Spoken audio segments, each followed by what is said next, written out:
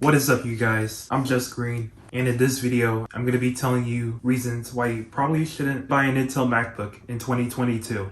So I recently did a video on a 2019 MacBook Pro, which is my daily driver if you don't know. I've been using it for a couple months now. I recently did a video on it, which talks about my experience with the MacBook and whether it's still worth picking up in 2022. And that video, for the most part, includes all the things I do like about the MacBook. So if you're interested in that, feel free to check that out. I'll leave the link in the description below. But anyways, I'm going to be telling you why you shouldn't buy a 2019 MacBook Pro in 2022 with the Intel processor, and why you're probably better off buying something else with your hard-earned money. So that's coming up right now.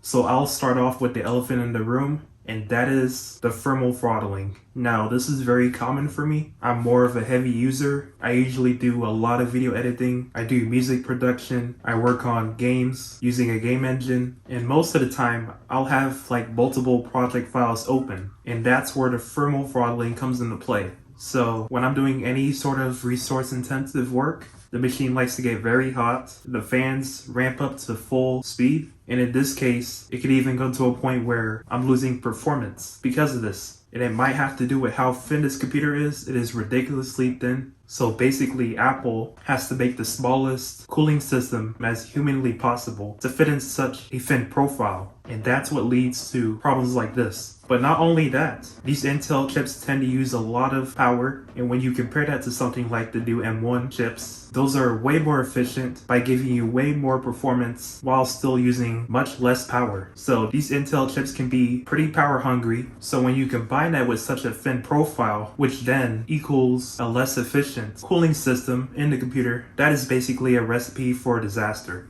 The next reason I probably wouldn't buy this is the price. I feel like for what you're getting, the price isn't really justifiable, especially when these can get classed out by the M1 MacBooks. Now, I've seen some of these still go for almost the same price as a base M1 MacBook. A base 16-inch M1 MacBook Pro to be more specific. I'm comparing apples to apples here. My Intel Core i9 is also a 16-inch, and in a couple years, I imagine the resale value is going to drop significantly due to these MacBooks being based off of an older chip architecture. Apple themselves no longer sells an Intel MacBook on their website, so that should probably tell you something too.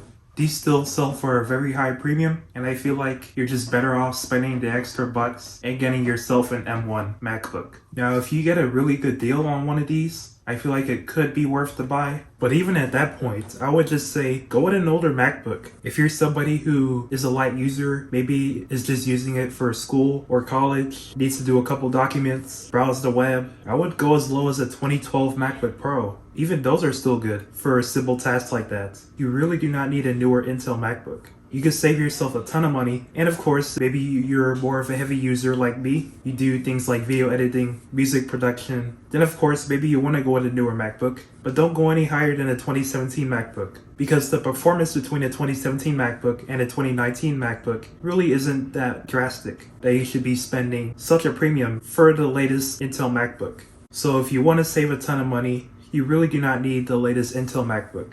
It's really not worth buying a 2019 MacBook Pro over something like an even cheaper 2017 MacBook Pro. I feel like for the price that you pay for these things, you really do deserve better.